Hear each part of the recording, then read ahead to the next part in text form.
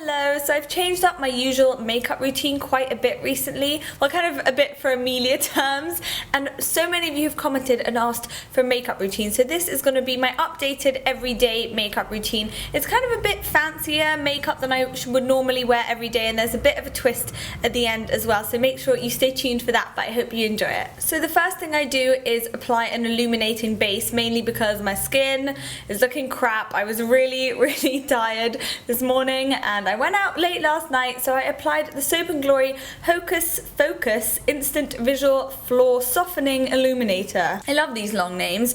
It's kind of like the L'Oreal Lumi Magique primer I talk about quite a bit and I really like, but it kind of has a bit more golden tones to it, so with someone with warmer undertones like me, I definitely prefer this one, but if you're maybe slightly paler, then the L'Oreal one would be the one to go for, but they're both lovely. And as you can see, this just gives a really nice golden glow to the skin. Nothing too shimmery at all, it's actually really subtle. Next is on to foundation, and there is one foundation I have not been able to put down recently, and that is the By Terry Terribly Danceless Foundation. This stuff is just so brilliant. It is basically like sleep and radiance and perfect skin in a pot, and it should be all of those things and more because it is extremely pricey. And I take one pump of that and buff that in with another flawless face inducing thing, and this is the Sigma Flat Kabuki F80 brush. I'll have all the shades of everything I'm using and the products linked in the information bar below as well. I'm going to leave the skin for a bit now and I'm just going to move on to eyes, and I use two things to kind of prep my eyes for eyeshadow, and the first one was a little sample I have lying around,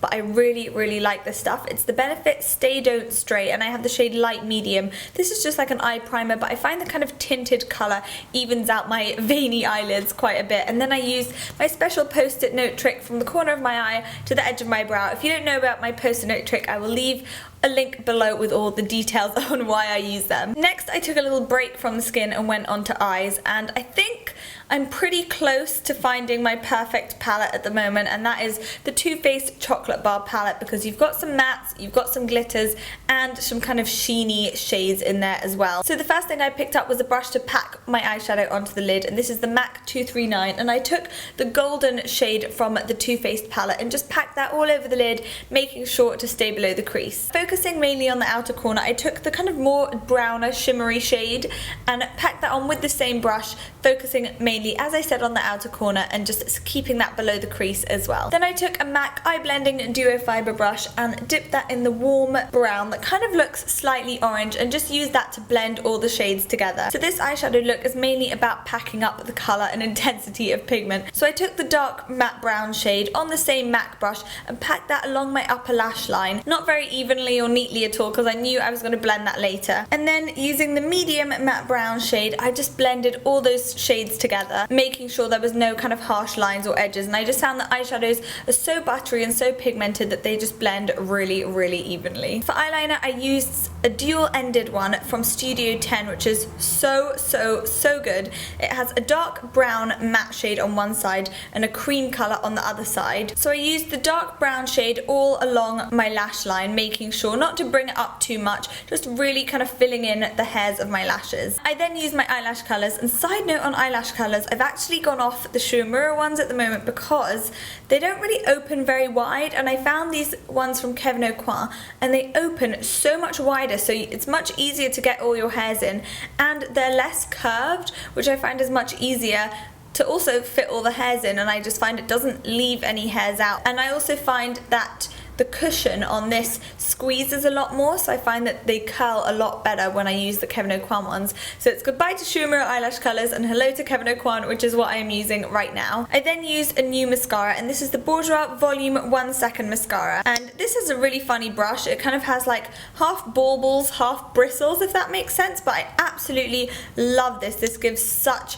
definition and volume to the lashes, as it promises that it does. A little trick I picked up recently was to use a yellow concealer just kind of around the sides of your nose, bringing it down from the corner of your eye to the corner of your nose, and that just helps brighten up the whole face. And that's what I'm doing today with a combination of the Liz Earl foundation brush and the Benefit Lemonade. And I like the Benefit Lemonade because it doesn't interfere with your foundation too much. It's not too thick, so you don't feel like you have an extra layer on your skin, but it still provides that brightening and illuminating effect. So I take some of the Benefit Lemonade onto my Liz Earl foundation brush and just dab that all from the corner of my eye to the corner of my nose. And then to cover up my horrendous bags from my late night last night, I'm using the Estee Lauder Double Wear Concealer, and this stuff is so good. It's definitely the best concealer I've used in a long time. It's kind of like the less drying, separating version of the Bobbi Brown Creamy Corrector, because it's got its peach tones in there, so it counteracts those blue bags, and it's mega creamy. To add some definition back into my face, I'm using the L'Oreal Glam Bronze bronzer, and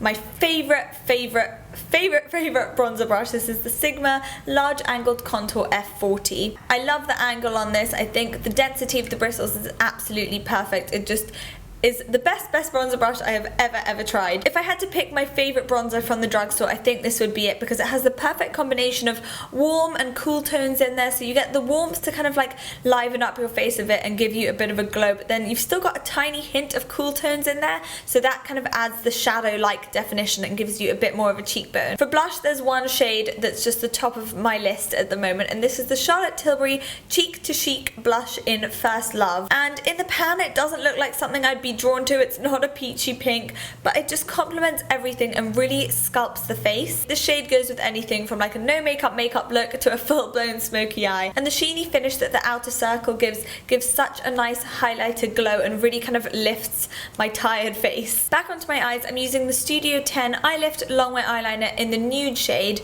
all along my inner rim of my eyes and on my inner corner to counteract any redness, and then I'm just lightly dabbing the brown shade kind of along my lash root to just define a little bit. Onto my lips, and I have a Lipstick Queen duo that I'm really enjoying using at the moment. The first one is the Glossy Pencil in Cameo.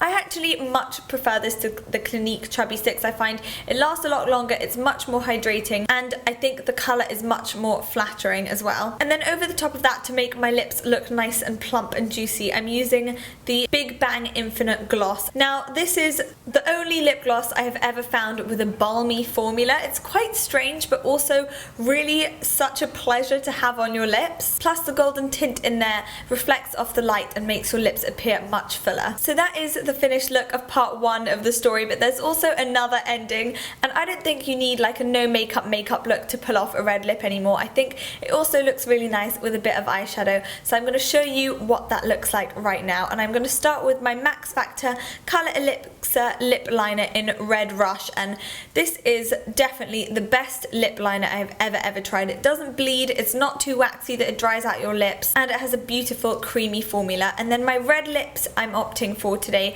is the Giorgio Armani Rouge Ecstasy lipstick in 301. This is like a really brightening red lip. It's really young and it's quite vibrant and fun. It has a kind of orange undertone. It just looks really beautiful on the lips, and I love the finish because it's not too glossy that kind of slides around, and it's not matte either. So I think this is definitely a daytime and an evening red lip. So that is the finished look. I hope you've enjoyed these two looks and enjoyed my updated makeup routine. Don't forget to subscribe for more, and until next time, bye!